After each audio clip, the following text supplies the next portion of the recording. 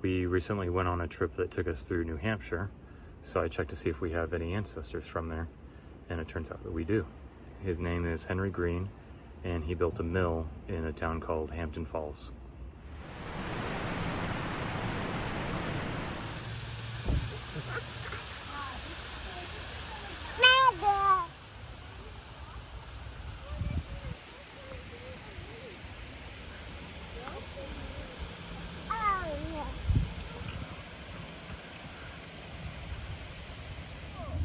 April 6, 1644, Judge Henry Green, that's your ancestor, and friend, were granted the right to build a dam and grist mill on the Falls River. Judge Green built a second dam with sawmill and fulling mill. The mills were continued in operation by 3 generations of his descendants. Here's an official history of Hampton Falls that describes Henry Green's grist mill. It was in May of 1648 that the town granted him the land to build it. 3 years later, he bought out his partner, so it must have been operating pretty well already. And then about 30 years later, the town gave him permission to build a dam. Finally, after another 30 years, in 1700, soon after he died, his son was given permission to build a new mill.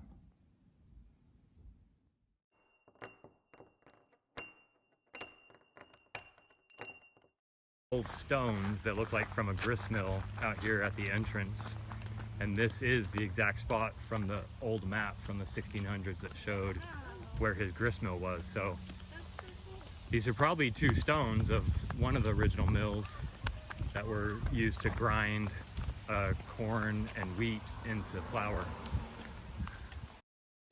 Here are some of Henry Green's descendants more than 10 generations later, standing on one of the millstones.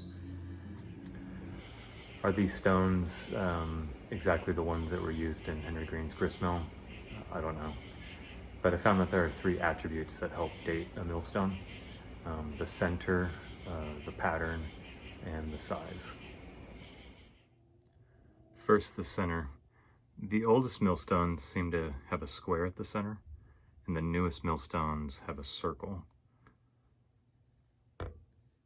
And the millstones from the 18th century have a cross in the middle, and this one has a cross.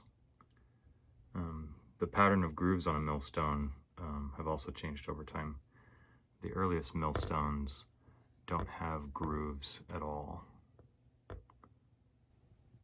The newest millstones have a diagonal pattern of grooves that spiral inward towards the center. But the millstones that aren't ancient or new, they have grooves, but they're a very simple pattern. And the grooves in the stone that the kids stood on are straight lines toward the center, which is a very simple pattern, rather than spiraling or diagonal. The size of the millstone seems to indicate that it was early as well. I would think that you would want a larger millstone because that could mill more flour at the same time. But a larger millstone would be heavier, harder to work with, and you would need more water to turn it. And so the millstone that the kids stood on was relatively small, and so that would be consistent with an earlier millstone before you have a lot of water flow and a little bit easier to work with. And then the millstone that the plaque was on, for example, was about twice the size as the millstone that the kids stood on.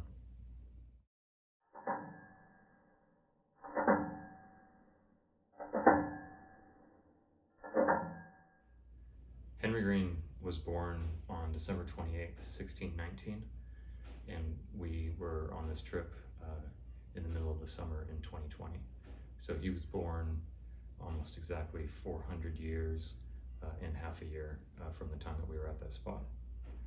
And then he died on August 15th in 1700, and today is August 16th, 2020. So it's been exactly 320 years in one day from his death. Here's a page from Hampton Falls history about his life. He settled there within a few years after the first settlement, and he was a millwright by trade and a mill owner, but he was also a prominent man in the town and province. After several appointments, he was eventually made the chief judge of the local courts.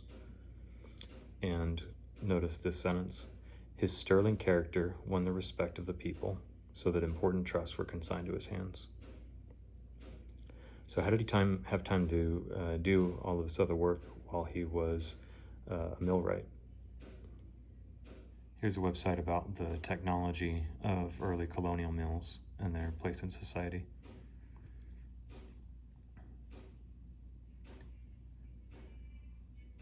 The development of mills was the first step in freeing agricultural people from the drudgery of rural life. It explains that farmers would travel up to 50 miles to have their grain milled rather than doing it by hand, and I don't blame them. Mills were so important that communities offered inducements such as free mill sites, monopoly rights, tax exemptions, free from military duty, and even outright money gifts. Mills helped attract settlers to a town and increase land value. Mills were often built before schools and churches. The rest of this article explains the difficulty of building a mill and all of the engineering choices that have to be made. So millwrights needed to have the skills of carpenter, joiner, mason, stonecutter, blacksmith, wheelwright, and surveyor. And consider the economics of it all. Millers' fees were not small. Usually they asked 1/4 of the lumber sawn or grain ground. Apparently there were few disputes about such fees, suggesting the important role that these mills played in everyday life.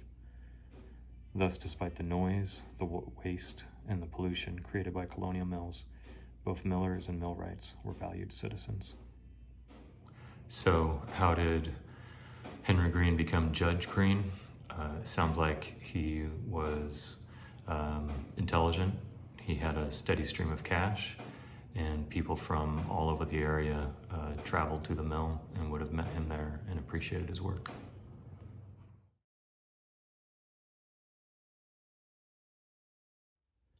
Finding where the mill is located wasn't as easy as looking it up. Here is the map that you can find on the Wikipedia article about Hampton Falls.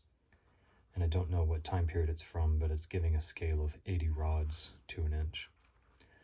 And I noticed down here, beyond the edge of the town, is Green's GM. GM obviously means grist mill, with the Falls River. Now, if you look at the Google map for Hampton Falls, you can find the Falls River down here. And then I noticed this triangular shape within the town itself. So here's Google Map rotated to give the same orientation as the map from Wikipedia. And when I overlay that,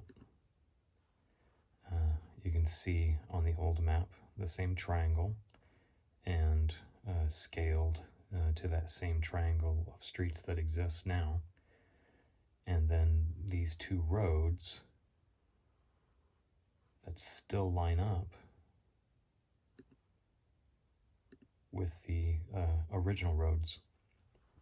And then Green's grist mill was right here at the river, which has now been turned into a pond. And that's right where the